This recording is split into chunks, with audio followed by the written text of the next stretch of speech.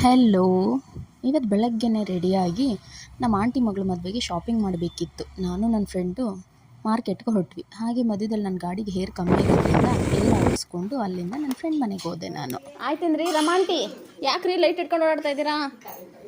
ಅಯ್ಯೋ ಕರ್ಮವೇ.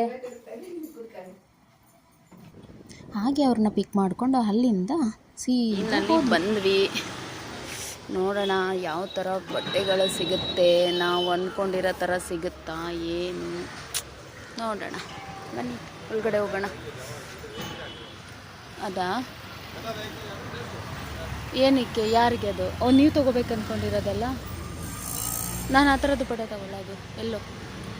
ಹಾಂ, ಅದು ಅದೇ ಅದೇ ಅದೇ ಎಲ್ಲ ರೋಡ್ ನೋಡಿಕೊಂಡು ಎಲ್ಲಿ ಸಿಗ್ತವೆ ನೋಡಿಕೊಂಡು, ಕಲರ್ ಸಿಗ್ತಾ ಇಲ್ಲ.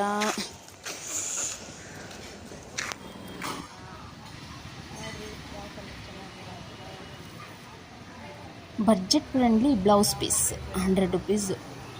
ನಮಗೆ ಯಾವ್ದು ಬೇಕೋ ಅದು ಸೆಲೆಕ್ಟ್ ಮಾಡಿದ್ರೆ ಆರಾಮಾಗಿ ಬ್ಲೌಸ್ ಸ್ಟಿಚ್ ಮಾಡಿಸ್ಕೊಬೋದು. ಅಲ್ಲಿಂದ ಸೀದಾ ಪ್ರಶಾಂತಿನಿಗೆ ಹೋದ್ವಿ. ಯಾಕೆಂದರೆ ನನ್ನ ಫ್ರೆಂಡ್ಗೆ ಅವರ ತಾಯಿ ಮನೇಲಿ ದೇವಸ್ಥಾನದ ಓಪನ್ ಇರೋದ್ರಿಂದ ಮಡ್ಲಕ್ಕಿ ಹಾಕೋದಿತ್ತು. ಹಾಗಾಗಿ ಅವರು ಒಂದು ಪೈತಾನಿ ಸೀರೆ ತೊಗೋಬೇಕು ಅಂದರು. ಹೋದ್ವಿ, ಫೈನಲಿ ಸೀರೆ ಸೆಲೆಕ್ಟ್ ಮಾಡಿದ್ವಿ. ಬಟ್ ಕಲರ್ ಸೂಟ್ ಆಗುತ್ತೋ ಇಲ್ವೋ ಅಂತ ನೋಡಬೇಕಿತ್ತು. ಆವಾಗ ಶಾಪ್ ಅವರೇ ಬಂದು ಅವರಿಗೆ ವೇರ್ ಮಾಡಿ ತೋರಿಸಿದ್ರು. ನಮಗಿಷ್ಟ ಆಯಿತು, ಓಕೆ ಅಂದ್ವಿ. ಫೈನಲ್ ಮಾಡಿ ಸೀರೆ ತೊಗೊಂಡು ಮನೆಗೆ ಬಂದ್ವಿ.